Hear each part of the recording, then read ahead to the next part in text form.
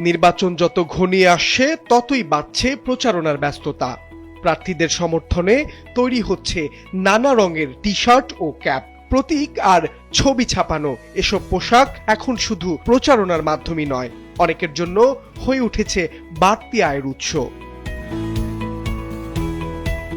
দোকানগুলোতে ভিড় করছেন কর্মী সমর্থক থেকে শুরু করে সাধারণ ক্রেতারাও। কেউ কিনছেন প্রচারণার জন্য, আবার কেউ কিনছেন দলীয় সমর্থন জানাতে। এতে বাড়তি চাপ পড়েছে বিক্রয় কর্মীদের উপর।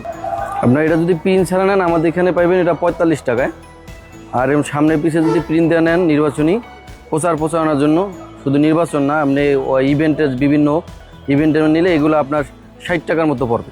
আর এগুলা সামনে পিছিয়ে প্রিন্ট সহ এগুলা 85 টাকার মতো আসবে।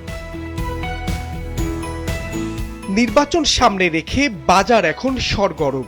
প্রার্থীদের ছবি ও প্রতীক ছাপানো টি-শার্ট আর ক্যাপ বিক্রিতে ব্যস্ত সময় পার করছে ব্যবসায়ীরা। রাজধানী সহ বিভিন্ন এলাকায় এসব পোশাক ও প্রচারণামূলক সামগ্রীর চাহিদা বেড়েছে কয়েক গুণ।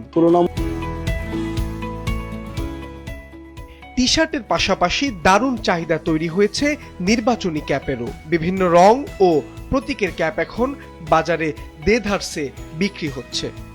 আপাতত ধানের শীষেরটা বেশি হবে আর কি, অনেকটাই, যে আমাদেরটা একটু কম আছে তখন। আর এগুলা 24 টাকা। এটাকে আমি এই বাড়তি চাহিদার বড় সুবিধাভোগী প্রিন্টিং প্রেসগুলো।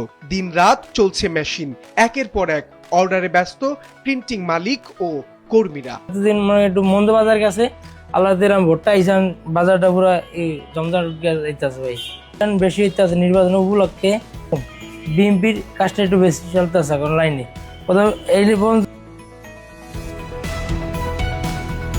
বাজার ঘুরে দেখা গেছে সকাল থেকে রাত পর্যন্ত ক্রেতা ও কর্মীদের ব্যস্ততায় থামার ফুরসত নেই। এতে যেমন বাড়ছে রাজনৈতিক তৎপরতা, তেমনি কর্মসংস্থান ও আয়ের নতুন সুযোগ তৈরি হচ্ছে অনেকের জন্য।